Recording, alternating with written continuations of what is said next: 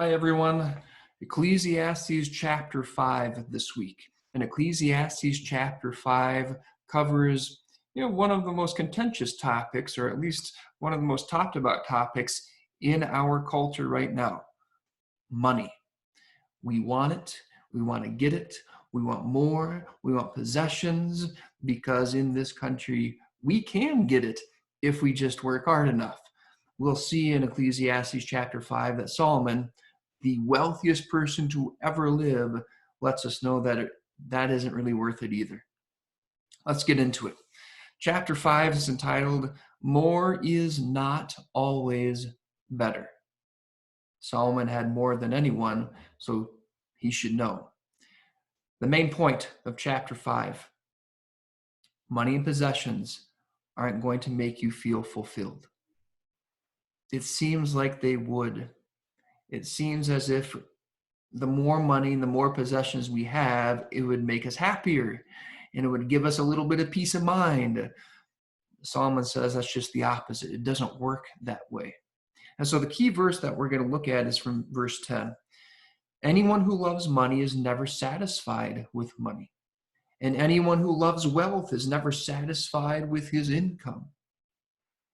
Solomon is once again making an observation of this world. That doesn't mean no one is ever satisfied with what they have.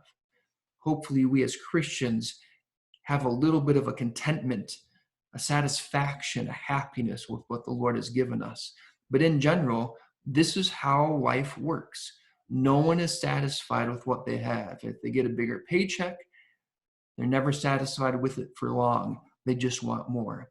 If they have some possessions, it's nice, but then the next new thing comes along. Solomon saw that, way back at that time. It's almost 3,000 years ago now.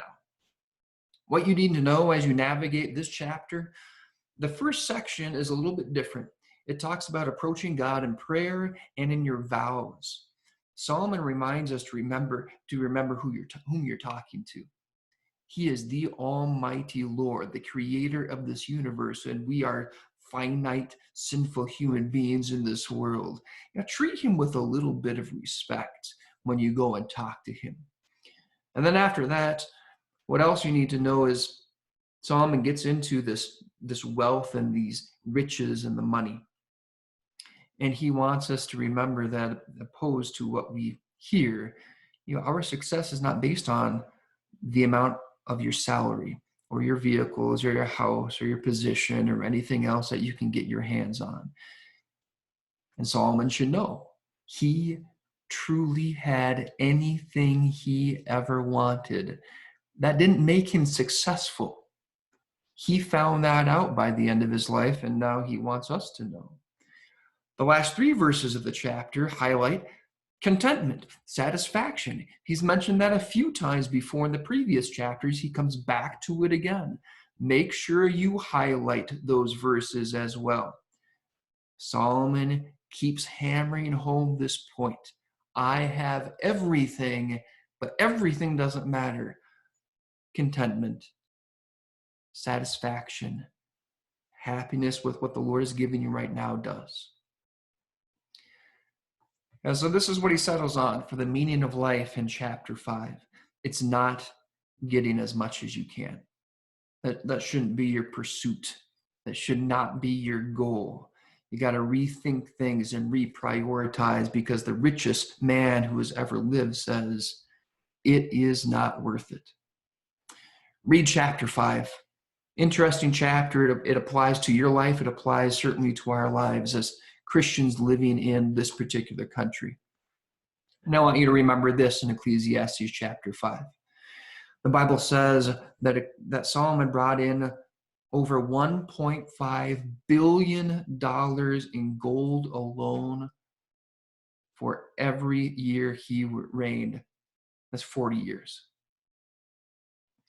He brought in a lot of other stuff too: silver, animals, spices.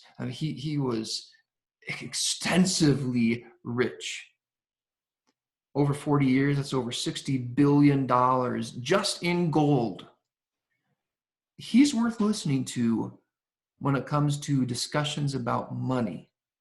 and what's worth it and what's not. He says hardly any that's worth it.